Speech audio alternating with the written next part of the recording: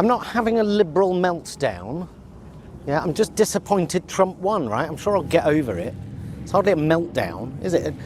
I'm not thinking of hanging Mike Pence or taking a shit on the Speaker of the House's desk. It's hardly a proper meltdown, is it? Didn't he do well? Eh? First time round, he shocked the world. This time round, it was all but inevitable. He has been given, as he says, a powerful mandate, a conclusive cross-demographic coalition, proving once again that just relying on the vote of city-dwelling, latte-swilling liberal women doesn't win elections. One of the Democrats' final TV adverts was directly to women, and it essentially said, it's fine to vote for Kamala, just don't tell your husband. Yet when you're relying on women to vote for you, don't patronise them by making out they're all wife-battered wallflowers, because if you do that, you will lose. There you go. There's just a little bit of Jonathan Pye for you can go watch it. It's a 5.5 minute clip altogether. So, last question, gentlemen. And look, I mean, I won't say that on here. What does the left in New Zealand need to learn from this, Bomber? When you come in, you have to have your plans ready to go, bang, from day one. And those plans have got to be focused around materially lowering the cost of the weakest and poorest amongst you. Free public transport, free dental health, sugar taxes, more taxes focused on the rich.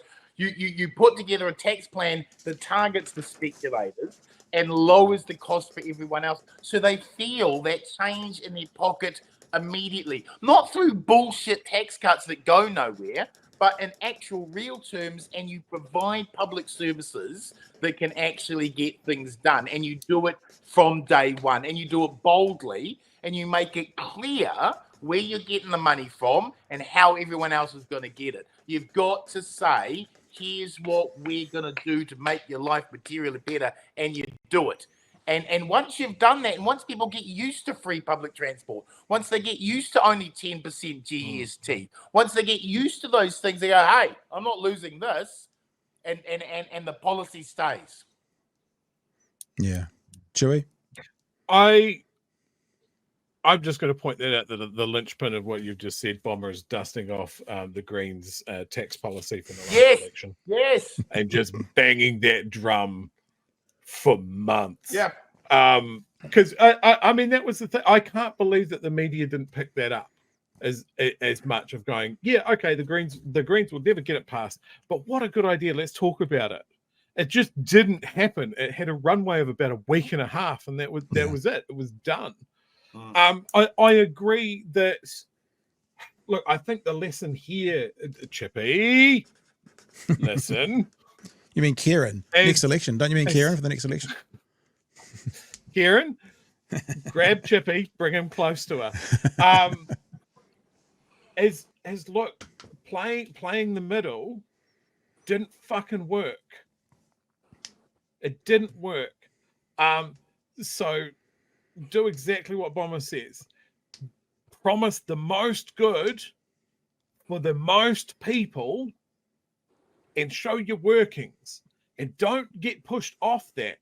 Don't let the other side tell you your narrative every time they go, see, Labor's increasing taxes. I'm glad you said that. Yes, of these specific people, you can tell where they are. They're at the top of the golden tower. Yeah. And just keep hammering that point.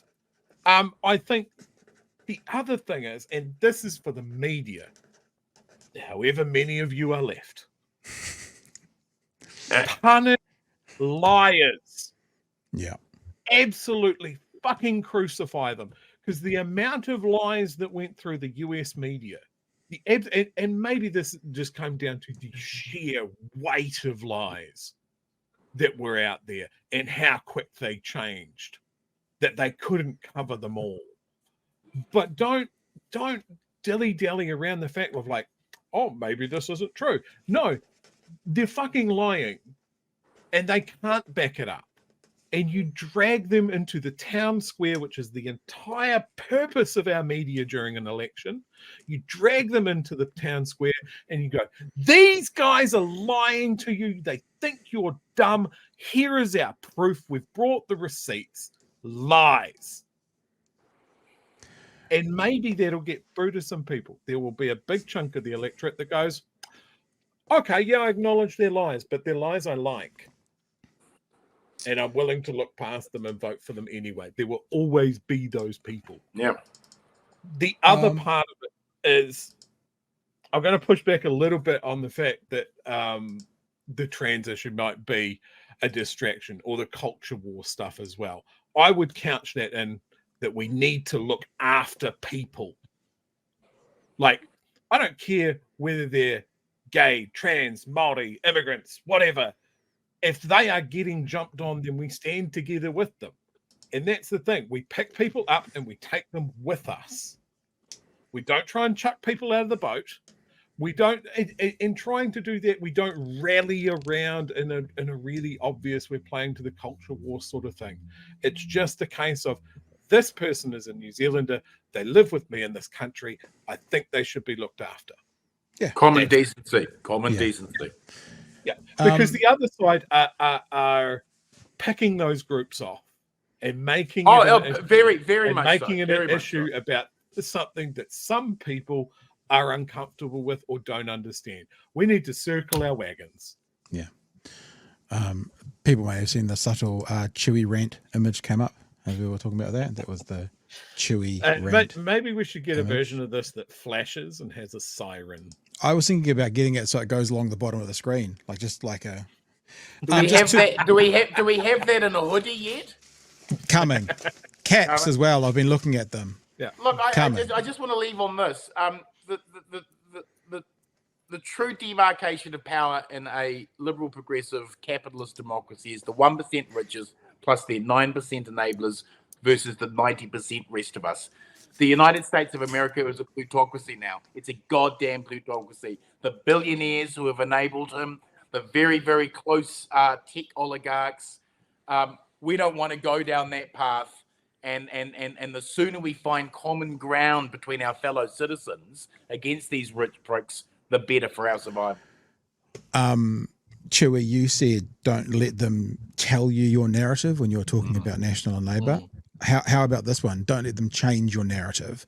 The election that we just had, Labour changed their narrative to be tough on crime because they saw it working and everyone thought it was disingenuous.